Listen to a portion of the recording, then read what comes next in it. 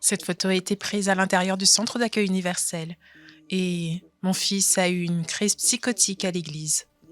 Et il a cassé les chaises, il a cassé les portes de l'église, il a détruit l'église et a dû être attaché jusqu'à ce que le SAMU arrive.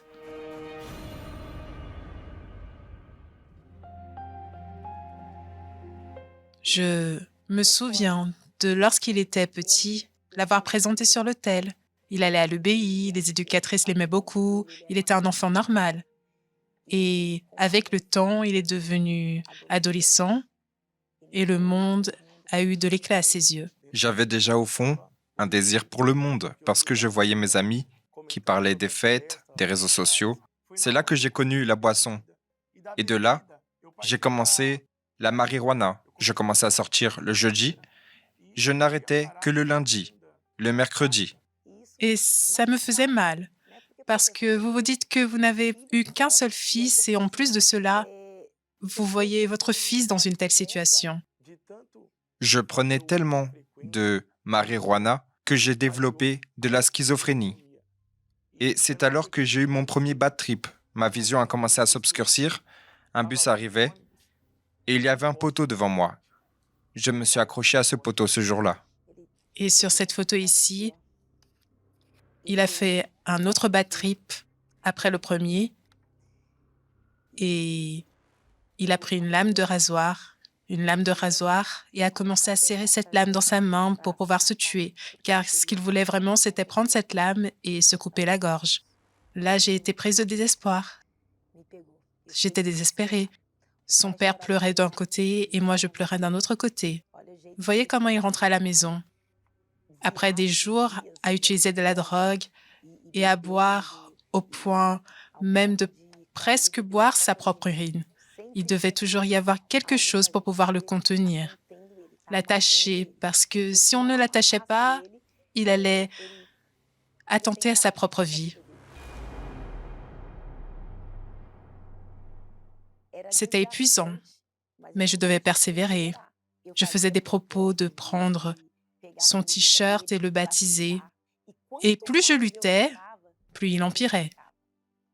Mais il empirait d'une manière telle qu'aux yeux humains, il n'y avait pas de solution. Même les médecins, tandis que si je faisais un autre bad trip, je ne reviendrais plus à l'état normal. Plus à l'état normal. Il prenait tout type de psychotropes. Il prenait les médicaments pour l'anxiété, ensuite pour pouvoir améliorer l'humeur. C'était une confusion de médicaments. Et dans les moments où j'étais lucide, je recommençais à prendre de la drogue. C'est pété, Alexandro. On viendra le chercher d'ici peu, mais ne sortez plus avec lui. Ce gars donne du travail, vraiment. Les personnes enregistraient la vidéo et la mettaient dans le groupe WhatsApp du quartier. Et tout le monde était au courant de cette honte. Et pour vous, madame, les personnes savaient que vous étiez à l'église. Qu'est-ce que vous entendiez?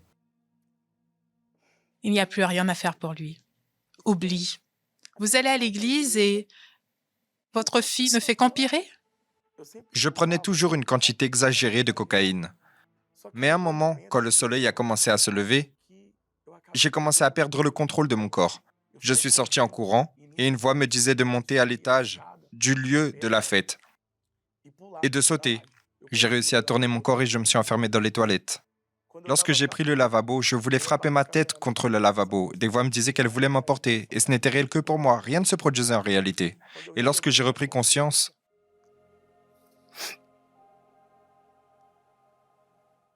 ce jour-là, Dieu m'a donné une nouvelle chance. J'ai fait mes besoins dans mon caleçon et ce jour a été une honte, une véritable honte. Lorsque j'ai ouvert la porte des toilettes, ils sont entrés, m'ont enlacé et je n'ai jamais imaginé faire ma famille passer par tout cela. Jamais, jamais, jamais.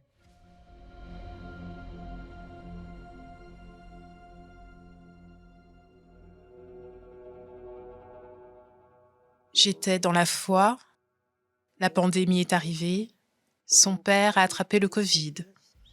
Il est resté interné à l'hôpital, il est sorti de l'hôpital et au bout de 40 jours, il a eu un arrêt cardiaque et il est mort dans nos bras. mes bras et les siens. Lorsque j'ai vu mon père sur le sol, j'ai dit, mon Dieu, c'est fini. Le plaisir pour la vie, c'est fini. La raison de vivre, c'est fini. Tout est fini. Mon père est mort. Lorsque j'ai vu la situation, que j'étais seule et qu'il a été enterré, et j'ai regardé Alexandre, et Alexandre ne me reconnaissait pas.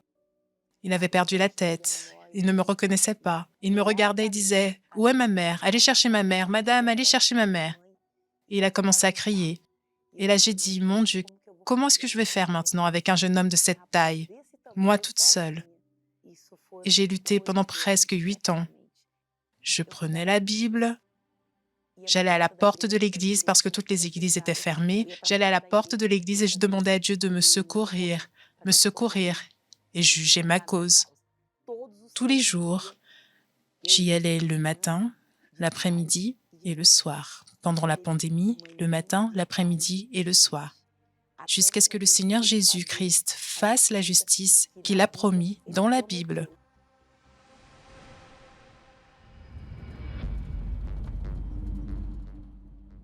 Il y a eu un jour où nous revenions d'une consultation et il est sorti en courant, il est descendu du bus, il a couru en plein milieu de l'avenue et il a couru parmi les voitures en criant.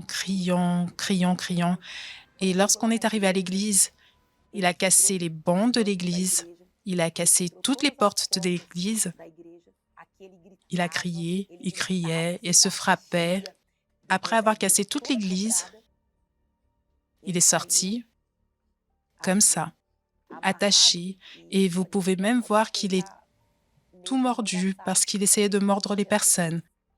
Ensuite, il a été interné en psychiatrie à l'hôpital. Et en arrivant là, il a mordu l'infirmière.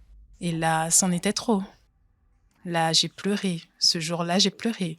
Et en même temps que je pleurais, une force surnaturelle est venue. Et j'ai dit, soit Dieu change ma situation maintenant, soit il va devoir nous tuer tous les deux, parce que je ne vais plus permettre que cela se produise à nouveau, que cette honte se reproduise. Je ne vais plus permettre. Et là, je suis retournée à la porte de l'église. Et c'était la campagne de foi.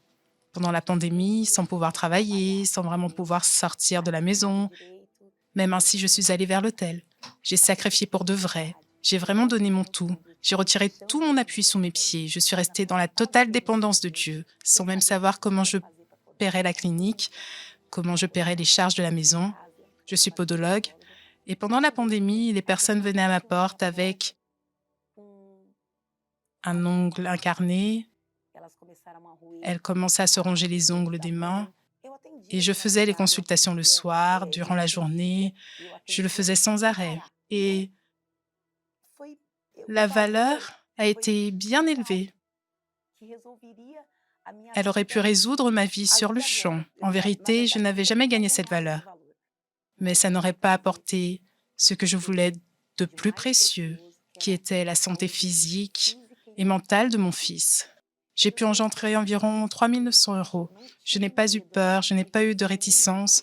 J'ai pris toute cette valeur et je suis montée sur l'autel. J'ai fléchi mes genoux et j'ai dit, « Seigneur, je ne veux rien savoir. Agis dans ma vie. Je veux que ta justice se manifeste dans ma vie. » Quand je suis descendue de l'autel, il était en train de manifester.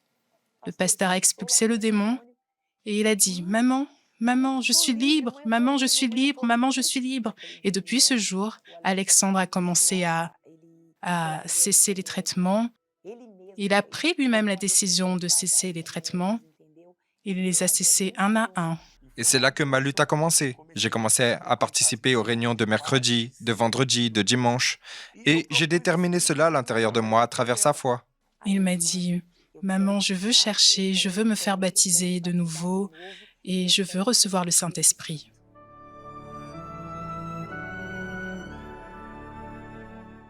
Et j'ai commencé à chercher, je me réveillais pendant la nuit, je faisais des propos avec Dieu. Mais un jour, cette recherche a été différente. Là, je me suis agenouillé devant l'autel et j'ai commencé à chercher Dieu comme jamais je ne l'ai cherché. Et ça a été comme si c'était seulement Dieu et moi ce jour-là. Ce fut un jour inoubliable. J'ai eu la certitude, la joie à l'intérieur de moi. d'être un enfant de Dieu. Et ce jour-là, Dieu l'a confirmé à l'intérieur de moi à travers cette joie. Ce jour fut Et inoubliable. lorsque le culte s'est terminé, il est venu à moi et il m'a dit, Maman, maman, j'ai reçu le Saint-Esprit, j'ai reçu. Et moi, il faut dire au pasteur, il faut dire au pasteur. C'était une joie comme s'il avait reçu, c'était vraiment ça. Il a reçu le plus grand trésor qui est le Saint-Esprit. Que s'est-il passé dans votre tête en entendant cela, après tout ce que vous avez Tout est vécu? fini. Toute cette souffrance a pris fin. Le Seigneur Jésus a justifié chaque larme que j'ai versée. Le Seigneur Jésus a recueilli chaque larme que j'ai versée pour pouvoir arroser le témoignage de ce jour où il a été baptisé du Saint-Esprit, parce que je savais qu'à partir de là, je n'aurais plus jamais de larmes. Dieu a jugé notre cause, maman. Oui, il a fait sa justice prévaloir dans notre vie. Quem semeia em lágrimas Reviendra heureux, moissonnant chaque semence faite, en pleurant, joyeux jusqu'à la fin. quem semeia em lágrimas Et pour clôturer en beauté, nous sommes arrivés jusqu'à ce jour. Cette photo est une photo qui restera marquée pour le reste de notre vie. C'est-à-dire que mère et fils ont été élevés ouvriers le même jour. Le même jour, Ce jour-là, un film est passé dans ma tête. pendant que nous montions les escaliers, Et à chaque lutte, je remercie premièrement Dieu et toi aussi, maman, de ne pas avoir abandonné. Et j'imagine combien de nuits, j'imagine tout ce que tu as dû entendre de tant de personnes. Et aujourd'hui, par la miséricorde de Dieu, nous pouvons aider d'autres familles qui passent ce par quoi nous sommes passés. et que nous soyons cette personne qui est en la main. C'est glorieux. em tudo que Deus